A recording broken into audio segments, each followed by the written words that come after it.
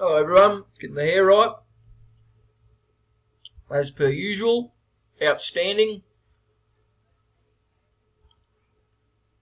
Just got to flick it over into slideshow mode, and away we go. Hey guys, just stole Mrs. Harris's mints. Found the secret stash. That's a great result. Today, what are we learning to do? Well, we're adding and subtracting fractions with the same and related denominators. In actual fact, we're just going to be adding fractions today. Look, the same process applies to subtraction, but we'll follow on with that later in the week. We're going to follow 3 steps. We're going to do a warm-up.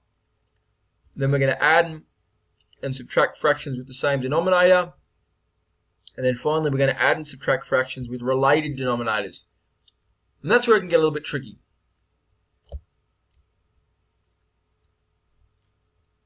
Alright, our warm-up today.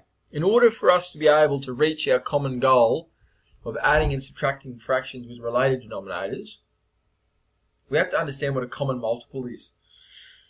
Because when it comes to related fractions, often you're not going to have the same denominator all the time. So you've got to try to find a related denominator. Alright, and that means you need to know multiples.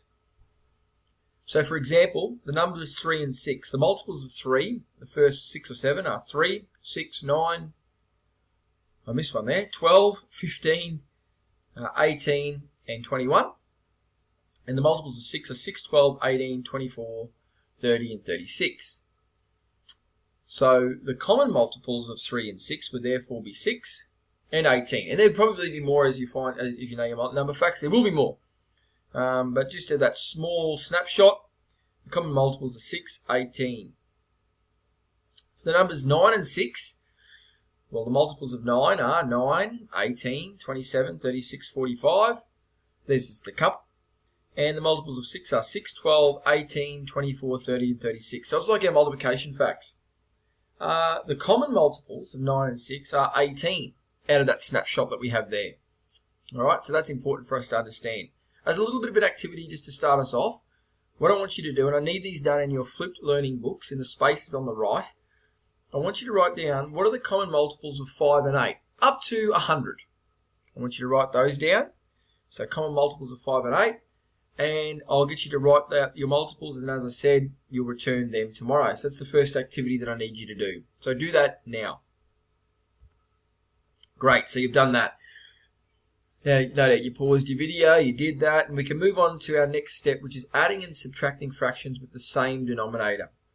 A fraction like 3/4 says we have 3 out of 4 parts the whole is divided into. Now, basic fractional knowledge is that the top number is the numerator and the bottom number is the denominator. To add fractions with the same denominator, there are 3 simple steps. The first step is to make sure that the bottom numbers, the denominators, are the same. The second step is to add the top numbers, the numerators, and put the answer over the denominator. And the last thing you need to do is, if required, simplify the fraction. Let's have a look at this in action. Here we have a fraction of 1/4 plus 1/4. Step 1. Well, we've got to make sure that the denominators are the same. We're very lucky in this instance. The denominators are the same. 1/4 plus 1/4, 4 is the denominator. So, our next step is we just have to simply add the top numbers together. 1/4 plus 1/4, as I can see here, equals 2/4. The last thing that I need to do is I need to simplify the fraction. Now, I haven't got it written here, but you probably know what 2/4 is simplified. Yes, I know, good answer. The answer, of course, is 1/2. Running through those steps again, first of all, make sure the denominators are the same. Second, add the top numbers. Third step, simplify. Really easy when the denominators are the same. And here's an example of what this would look like if I was to draw a picture. 1/4 plus 1/4 equals 2/4. And if I simplify that, it equals 1/2. So there for the visuals, for the people that enjoy the visual learning. Now it gets a little bit tricky.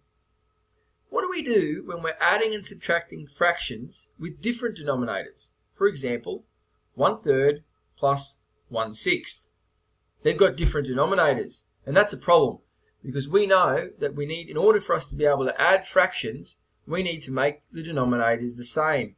But how am I going to do this?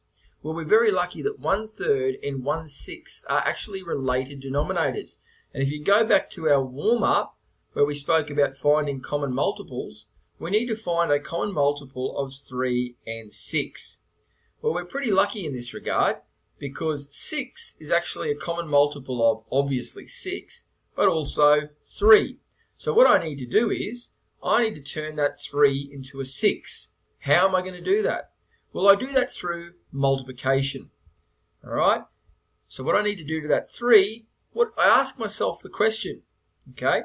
We need to make them the same before we continue because we can't add them like that, as I said. The number 6 is twice as big as 3, so to make the bottom number the same, we can multiply the top and the bottom of the first fraction. So I multiply 3 by 2 to make it 6, and remember, what I do to the bottom, I must do to the top. So for 1/3, I multiply that by 2, and then I'll multiply 1 by 2.